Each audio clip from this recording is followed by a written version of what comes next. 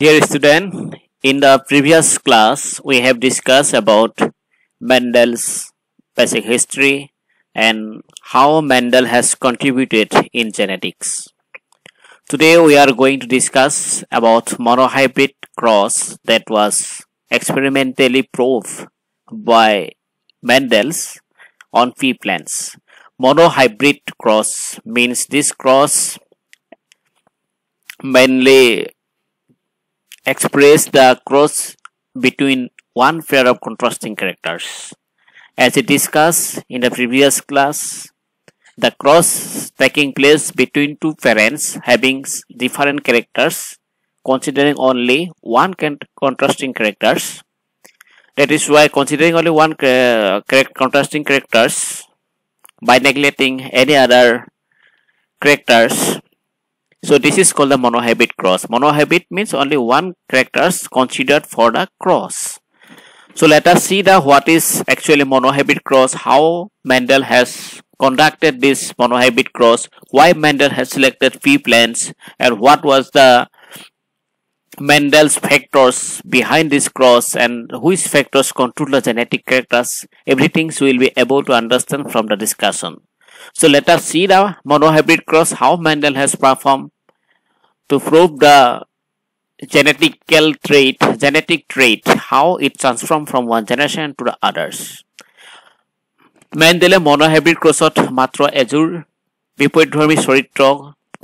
বিবেচিত কৰিছিলে আৰু এই বিপৰীত ধৰ্মৰ এই চৰিত্ৰ পেৰেন্টছৰ পৰা কেনেকৈ অস্প্ৰিংলৈকে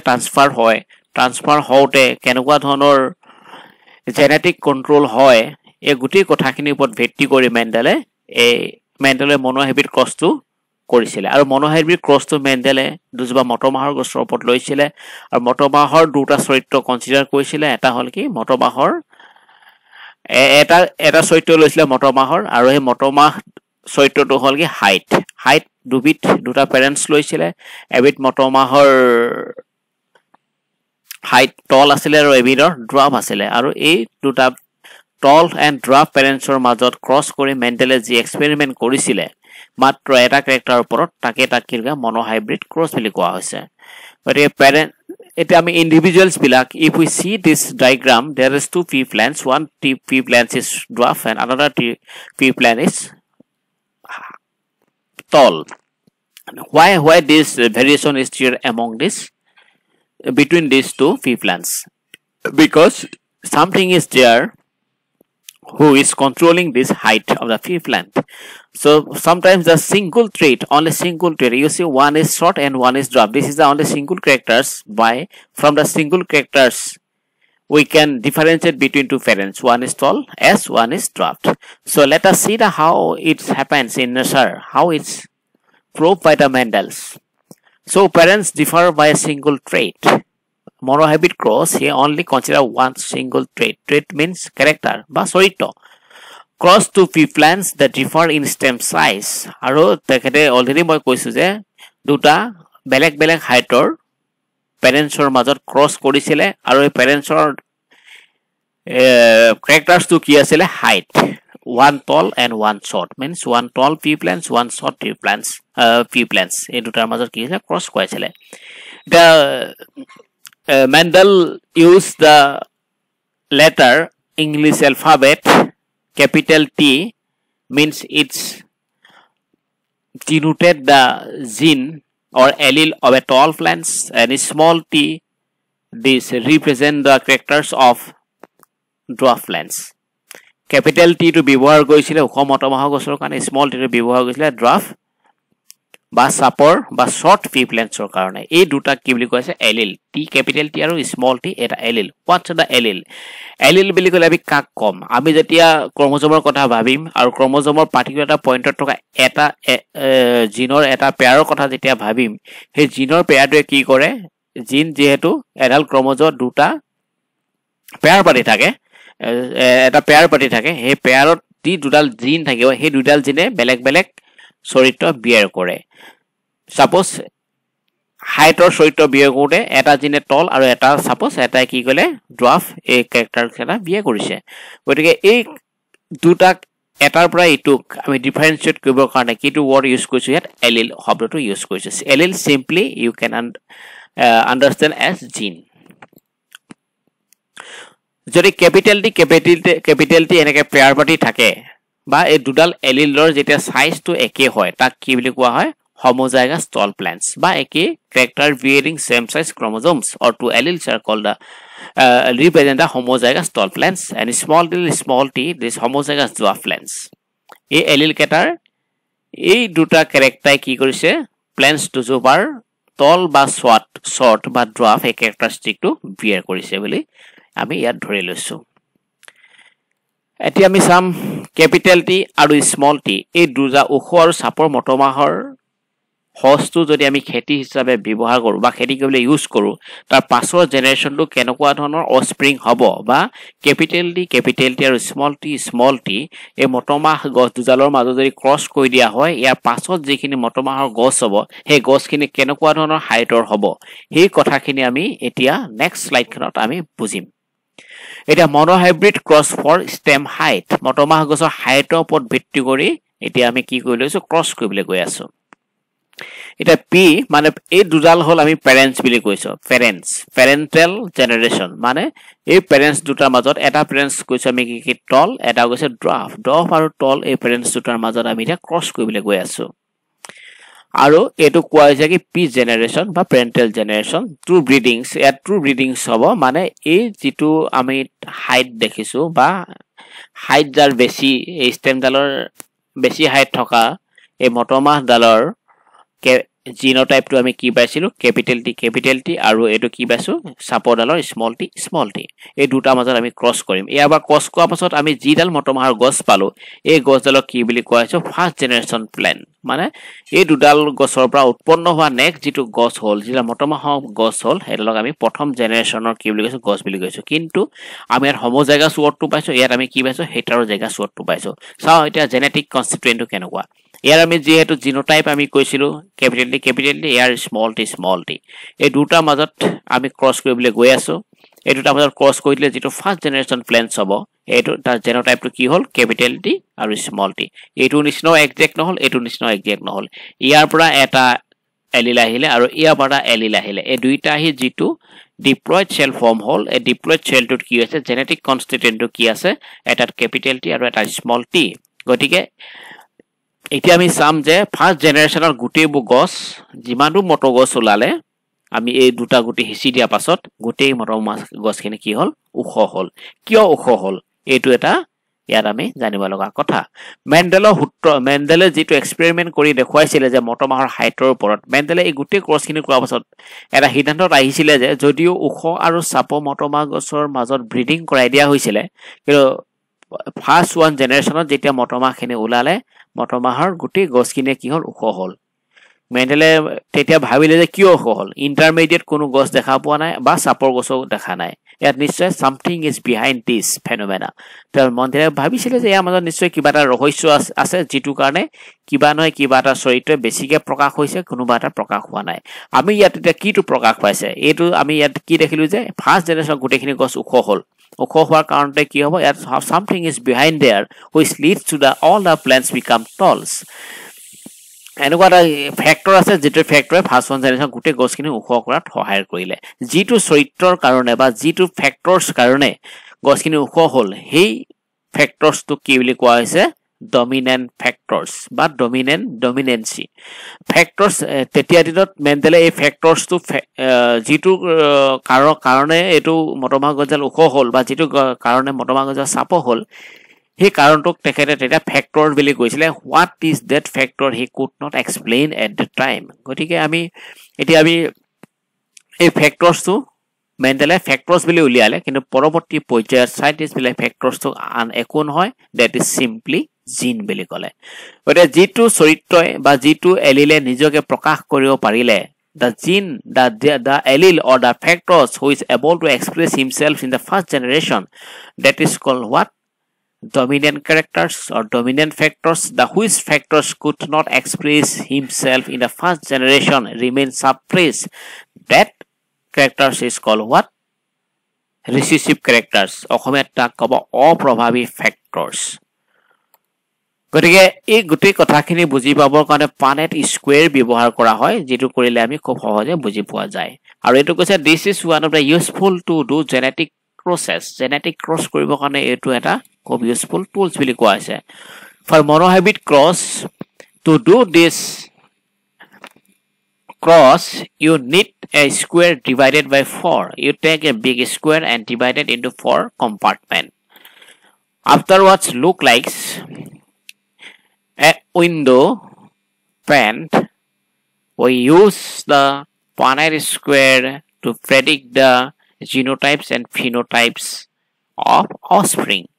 আমি এই Punnett স্কয়াৰটো ব্যৱহাৰ কৰিলে অফস্প্ৰিং বিলাকৰ মানে নতুন যিখিনি মটমাহৰ গছ বা নতুন যেটো প্ৰজন্ম ওলাব তাৰ জিনোটাইপ আৰু ফিনোটাইপস কি হ'ব আমি হেতু বুজিব পাৰিম বুলি কৈছে what is again genotypes genotypes বুলি ক'লে আমি কি বুজি পাও what do you understand about phenotypes genotypes mean the genetic constituent of an organisms আমাৰ যেটো আমাৰ এক্সটাৰ্নাল মৰফোলজি এক্সটাৰ্নাল মৰফোলজিটো আমাৰ কোনে কন্ট্ৰোল কৰি আছে আমাৰ জেনেটিক লেভেলত কন্ট্ৰোল হৈ আছে এই জেনেটিক লেভেলত যিখিনি আমি চকুৰে নেদেখো কিন্তু we can imagine that what factors are behind in the genetic in gene or chromosome which controlling us as like me these are the what genotypes we cannot see the genotypes but we can imagine that these are the biochemical constituent of a gene which control our phenotypes আৰু আমি যেটো চকুৰে দেখিছো তুমি দেখিবলে কেনেকুৱা মই দেখিবলে কেনেকুৱা গছ এডাল দেখিবলে কেনেকুৱা যেটো এক্সটাৰ্নালি আমি দেখো তাক আমি phenotypes বুলি কও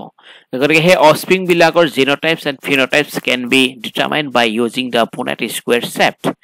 okay so let us see how to perform or how to do cross by using the Punnett square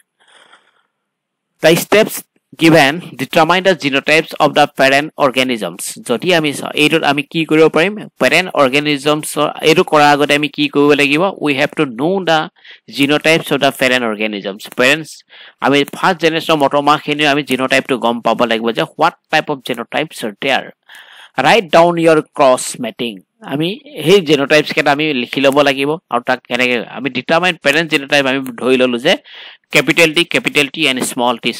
the capital T represents the tall pea plants and the small t represent the dwarf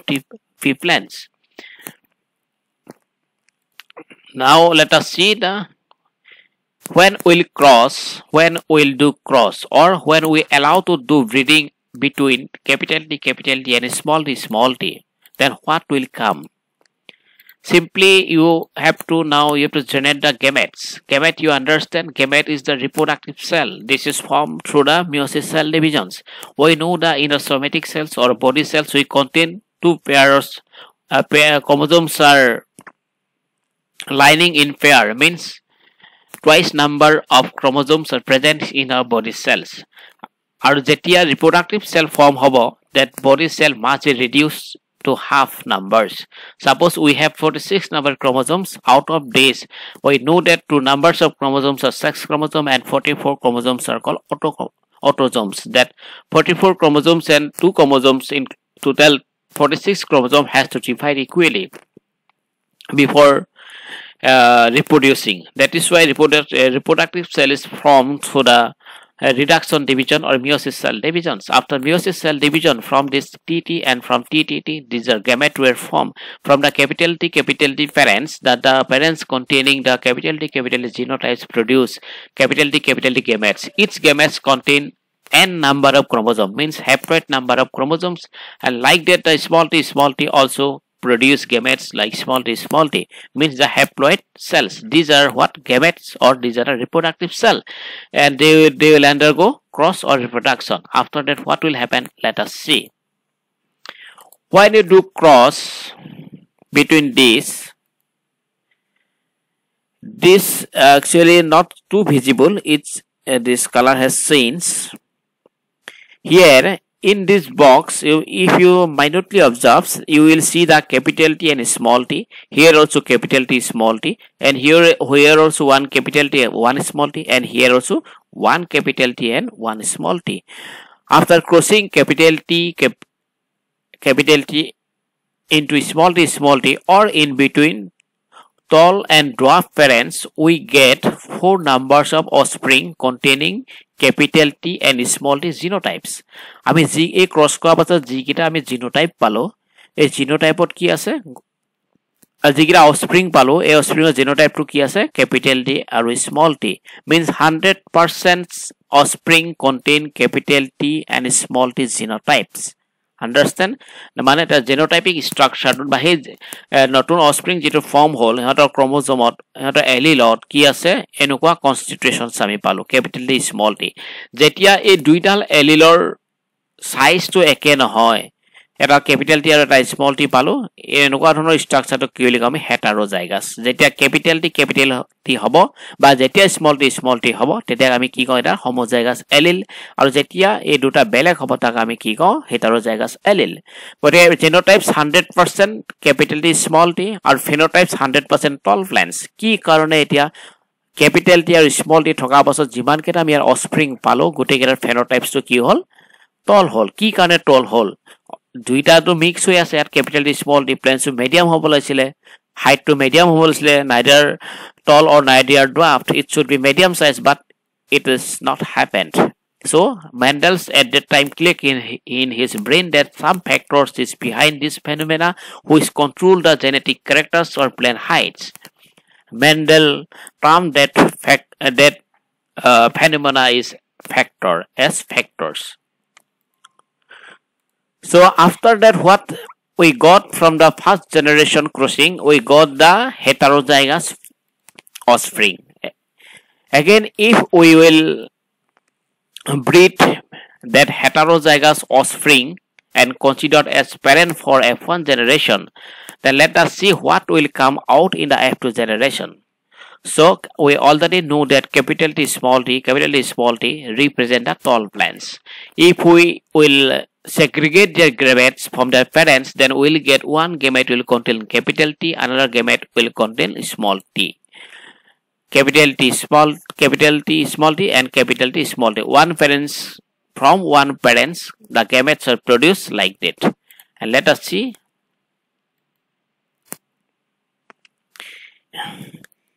If we cross this and this will what will happen? This will be capital T. If we will cross between this and this genotype will be capital T and small t. When we will cross this T and this T, this will come capital T small t. When we will cross this T and this T, it will be small t. If we will see the genotype in the F2 generation, then what will happen? Total number of capital T tall plants will be 1. Only this one will be capital T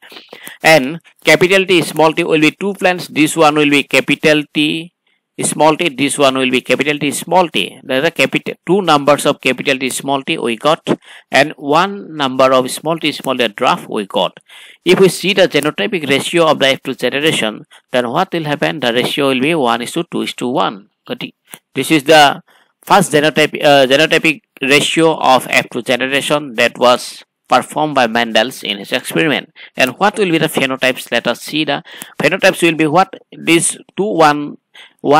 Although this contain is capital T small t, it show the tall pea plants and capital T show tall pea plants. Including this altogether 3 numbers of tall pea plants he got. And genotype containing small t representing the or showing the dwarf pea plants, 1 number of dwarf pea plants. That is why this ratio will be how many tall plants will be there? 3 and how many dwarf plants will be there? 1. That is why the genotypes will be 3:1. You should remember that phenotype ratio will be 3:1. You have to remember that in F2 generation that performed by Mendel's between 2 heterozygous tall plants, the genotypic ratio in F2 generation is 1:2:1. The phenotypic ratio in F2 generation is 3:1. I hope that you understand about this cross. This is very simple. You have to carefully watch this video, listen carefully, and you have to practice as in your notebook. The secrets of the Punnett square, how to do. Key to the Punnett square, determine the gametes of it. তুমি যেতিয়া Punnett square নিজে কৰিবলৈ যাবা cross তেতিয়া তুমি প্ৰথম কি কৰিব লাগিব gametes determine the gametes of each parents or tar gametes bilak kenokwa hobo capital T na small t etu determine koribo paribo lagibo by splitting the genotypes of each parents আমি যে capital T small t এগুলা কৈ আছো তাক আমি কি কৰিব লাগিব splitting কৰিলো capital T small t ইয়াক যেটা আমি split কৰিবলৈ জানিম যে ইয়াক through meiosis division কৰিলে এটো কি হ'ব ইয়াৰ পৰা এটা capital T ওলাই গুছি আহিলে ইয়াৰ পৰা capital T ওলাই গুছি আহিলে ইয়াৰ পৰা small t ওলাই গুছি আহিলে আৰু ইয়াৰ পৰা small t ওলাই গুছি আহিলে এটা আমি total two parents পৰা আমি total how many gametes will get 4 gametes we got to 4 gametes how it's produced these gametes are produced through the meiosis cell divisions and ultimately what the results coming the number of chromosomes reduced into half means this cell contain twice number of chromosomes but this cell contains only haploid numbers chromosome single number chromosomes these are called gametes and this you have to segregate the genotypes or splitting the genotypes of the parents before crossing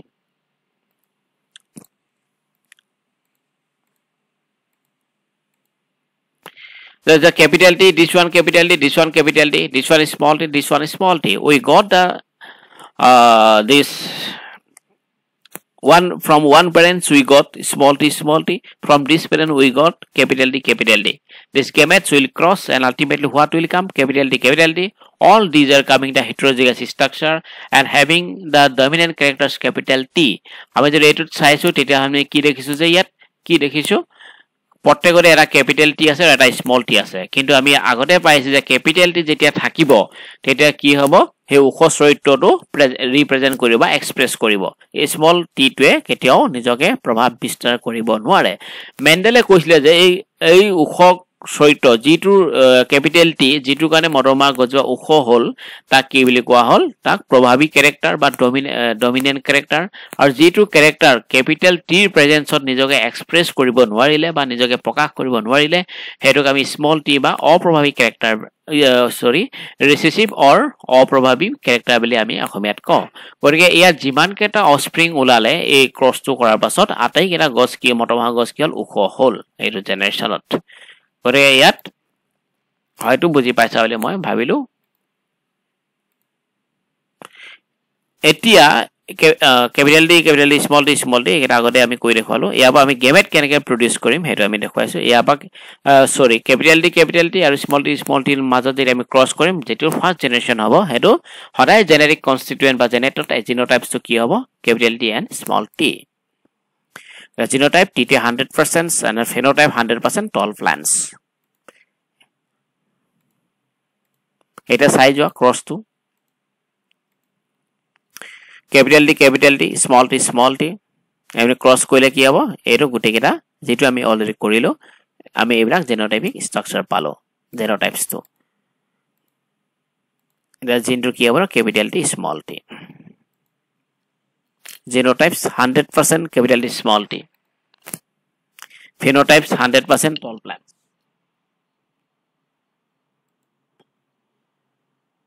তুমি বেলেগ তোমালে cross কৰি চাও পাৰা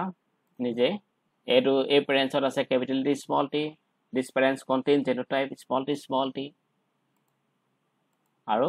এবিলাক কৰি তুমি প্ৰ্যাকটিস খুব ভাল পাবা when you will understand the process how to split the gametes how to cross this is very interesting genotypes 50% capital T small t 50% small t phenotypes 50% tall plants and 50% dwarf plants so this was the today's discussion about monohybrid cross আৰু আই monohybrid cross to কোতে তোমালে বুজি পাইছা মেন্ডেলে monohybrid cross কাহপত কিহৰ কি গছৰ ওপৰত কৈছিলে বা what plants Mendel has considered for experiment the pea plants বা মটৰমাহৰ গছ সিলেক্ট কৰিছিলে কিয় মটৰমাহৰ গছ সিলেক্ট কৰিছিলে মটৰমাহৰ গছৰ লাইফ সাইকেল খুব কম এবছৰ ভিতৰীয়া খেতি কৰিয়া ৰিজাল্ট পোৱা যায় নেক্সট কি আছিল মটৰমাহৰ গছটো কাল্টিভেট কৰিবলৈ খুব ইজি বা এনেকুৱা ধৰণৰ এক্সপেৰিমেন্ট কৰিবলৈ আমি লং লিভ প্ল্যান্টস লব নোৱাৰো সদায় শৰ্ট লাইফ স্পান কৰা আমি অৰ্গানিজম সিলেক্ট কৰিব লাগিব গতিকে মেণ্ডেলে পি প্লেন্সটো লৈছিলে আৰু পি প্লেন্সটো লোৱাৰ পাছত মেণ্ডেলে কি কৰিছিলে কেনেকুৱা পি প্লেন্স লৈছিলে মনোহাইব্ৰিড ক্ৰছৰ য'ত ক্ৰছ ওখ আৰু চাপৰ মটৰমাহৰ গছৰ মাজত ক্ৰছ কৰিছিলে মাত্ৰ এটা চৰিত্ৰ লৈছিলে সেইটোৱে হ'ল কি হাইট কি ওখ আৰু চাপৰ আৰু ওখ আৰু চাপৰ গছৰ মাজত যেতিয়া মেণ্ডেলে এক্সপেৰিমেণ্টটো কৰিছিলে ফাৰ্ষ্ট জেনেৰেশ্যনত যিবোৰ নতুনকৈ মটৰমাহৰ গছ গজিলে গোটেই গছবিলাক কি দিলে টল প্লেন্টছ দেখিলে যদিও ওখ আৰু চাপৰ মটৰমাহৰ মাজত প্ৰজনন কৰাইছিলে কিন্তু যিখিনি গছ তাৰ পৰা ওলোৱা গুটিখিনি যেতিয়া আকৌ গজালে তেতিয়া যিখিনি মটৰমাহৰ গছ ওলালে গোটেই মটৰমাহৰ গছখিনি ওখ দেখিলে মেণ্ডেলে তেতিয়া মূৰত অলপ খেলাইছিলে যে কি কাৰণে গোটেইখিনি গছ ওখ হ'ল কি কাৰণে ওখ আৰু চাপৰ মধ্য অৱস্থাৰ গছ কিয় সৃষ্টি নহ'ল এইটো মেণ্ডেলে তেতিয়া চিন্তা কৰিছিলে আৰু যেতিয়া আকৌ ফাৰ্ষ্ট জেনেৰেশ্যনত যিখিনি মটৰমাহ গছ নেক্সট বছৰত আকৌ সচ হিচাপে বা পেৰেণ্টছ হিচাপে লৈ খেতি কৰিছিলে বা সিঁচি দিলে ফিল্ডত তাৰ পাছত যিখিনি মটৰমাহ গছ ওলালে তাত দুই ধৰণৰ মটৰমাহৰ গছ দেখিলে কিছুমান ওখ আৰু কিছুমান চাপৰ এতিয়া মটৰমাহে সেই মটৰমাহ গছবিলাকৰ এই চৰিত্ৰবিলাকৰ ওপৰত পৰ্যবেক্ষণ কৰি অবজাৰ্ভ কৰি মেণ্ডেলে কৈছিলে যে সম ফেক্টৰ্ছ বা কিছুমান ফেক্টৰ্ছ আছে বা কাৰক আছে যিখিনি কাৰণে মটৰমাহৰ গছ কিছুমান ওখ হৈছে কিছুমান চাপৰ হৈছে সেই কাৰক কেইটাক কৈছিলে কি সেই কাৰকটো বৰ্তমান কি বুলি কৈছে জিন বুলি কোৱা হৈছে মেণ্ডেলে তেতিয়া এইটো জিন বুলি বৰ্ণনা কৰিব পৰা নাছিলে তেখেতে এইটো ফেক্টৰ্ছ বা কাৰক বুলি কৈছিলে গতিকে সেই কাৰক কেইটা কি হৈছে কোনোবা এটা কাৰক F1 বা প্ৰথম জনত কি হৈ থাকে জেনেৰেশ্যনত সুপ্ত হৈ থাকে আৰু কোনোবা এটাই নিজকে প্ৰভাৱ কৰে যিটোৱে নিজকে প্ৰভাৱ বিস্তাৰ কৰে তাক প্ৰভাৱী কেৰেক্টাৰ বুলি কৈছিলে আৰু যিটোৱে নিজকে প্ৰভাৱ বিস্তাৰ কৰিব নোৱাৰে সুপ্ত অৱস্থাত থাকে তাক কি বুলি কোৱা হৈছিলে অপ্ৰভাৱী কেৰেক্টাৰ বা ৰিচেছিভ কেৰেক্টাৰ বুলি কৈছিলে কিন্তু যেতিয়া দুটা ৰিচেছিভ এলিল একেলগে এটা প্লেন্টছলৈ গুচি যায় তেতিয়া কি হ'ব সেই গছডাল চাপৰ হ'ব আৰু যেতিয়ালৈকে এটা কেপিটেল টি থাকিব তেতিয়ালৈকে সেই গছডাল সদায় ওখই হ'ব গতিকে কেপিটেল টি বা ওখ মটৰমাহৰ যিটো চৰিত্ৰ সেইটো প্ৰভাৱিক চৰিত্ৰ বুলি মেণ্ডেলে কৈছিলে গতিকে মেণ্ডেলৰ এই গোটেই যিখিনি এক্সপেৰিমেণ্ট কৰিলে সেইখিনি পানেট স্কুৱেৰ বুলি কৈ পানেট স্কুৱেৰ ব্যৱহাৰ কৰি আমি সহজে তাক কি কৰিব পাৰোঁ বুজিব পাৰোঁ গতিকে তোমালোকে নিজে এই মই যিখিনি কথা আজি আলোচনা কৰিলোঁ এইখিনি কথা তোমালোকে নোটবুকত লৈ গেমেটবিলাক পেৰেণ্টছৰ গেমেটবিলাক ছেগ্ৰিগেট কৰি ক্ৰছ কৰি চাবা তাৰ জেনোটাইপ ৰেচিঅ' আৰু ফিনোটাইপ ৰেচিঅ' কেনেকুৱা হয় সেইবোৰ তোমালোকে হিচাপ কৰিবা হিচাপ কৰাৰ পাছত তোমালোকে নিজকেই আকৌ এবাৰ সুধিবা যে তুমি বুজি পাইছানে নাই যদি বুজি পোৱা নাই মোক আকৌ ক'বা যে এইখিনিত এনেকুৱা প্ৰব্লেম আছে বুজি পোৱা নাই তেতিয়াহ'লে আকৌ বুজাই দিম আৰু খুবেই চিম্পুল হয় এইটো আগতেও পাই আহিছা জাষ্ট এই ক্লাছত আমি কি কৈছোঁ এইটো তোমালোকক ৰিপিটহে কৰাইছোঁ অ'কে আজি ইমানে ৰাখিছোঁ ধন্যবাদ